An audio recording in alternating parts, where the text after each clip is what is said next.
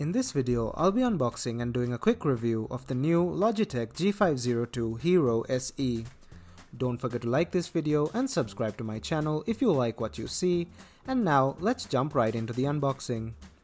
The G502 Hero SE is usually priced around $50 to $60, but I got it for $35 on Black Friday on newegg.com.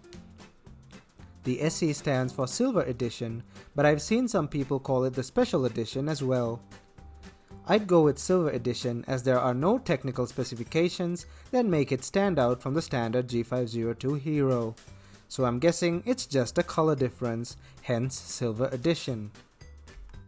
Firstly, let's have a quick go around of the box itself. Up front, we have a picture of the device and what seem to be silver accents running through it.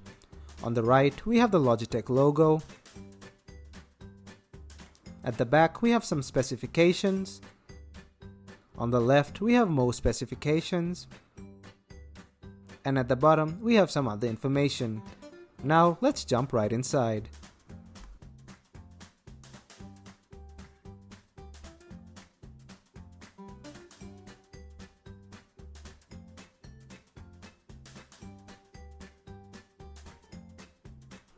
Inside the box, we have a pretty nice Logitech sticker and some information regarding other Logitech products.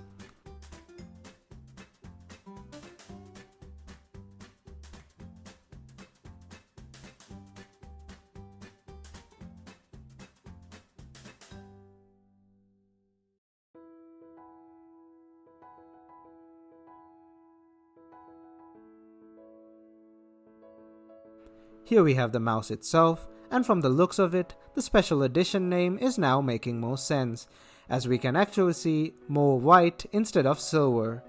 The only silver part I can see on here is the scroll wheel.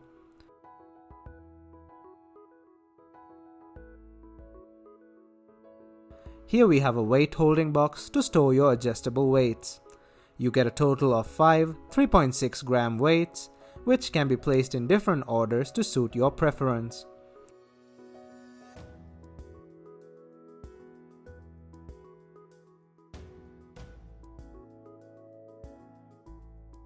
And here we have some warranty information.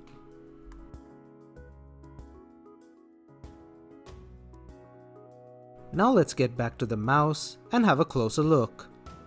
And as I said before, the accents are white instead of silver, giving more credibility to the mouse being called the Special Edition instead of the Silver Edition.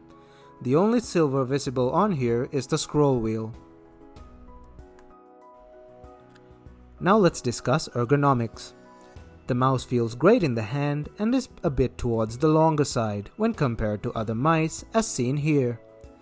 This might be a bit uncomfortable for those with shorter palms, but medium to large palms will feel just fine. The arc isn't too aggressive and the thumb rest is just perfect in my opinion. Not too low or not too high. The mouse is not ambidextrous. Now let's talk about all the buttons on this mouse.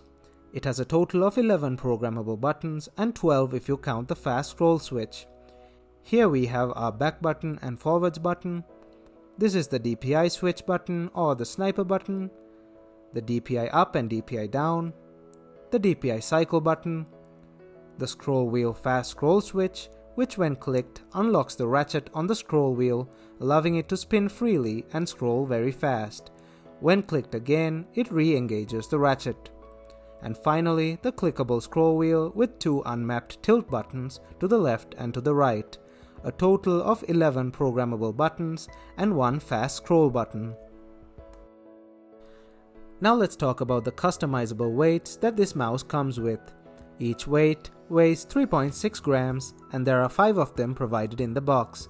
They can be arranged at the bottom of the mouse as shown. The flap at the bottom attaches magnetically. The mouse cable is about 6 feet long and is braided with a high quality braid. It also has a built-in Velcro cable tie.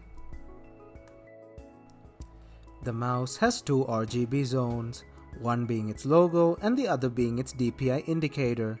the DPI indicator can be set to always on in G-Hub settings. These lights, as well as the DPI and button mapping, can be customized using Logitech's G-Hub application. The mouse can select between 5 different DPI settings that can be set using this application. The mouse also has an onboard memory which you can use if you're traveling with the mouse so that it remembers up to 5 settings profiles. Finally, that's it for this video. Thanks for watching, and don't forget to like this video and check out my channel. If you like what you see, please consider subscribing. Thank you, and I'll see you in my next video.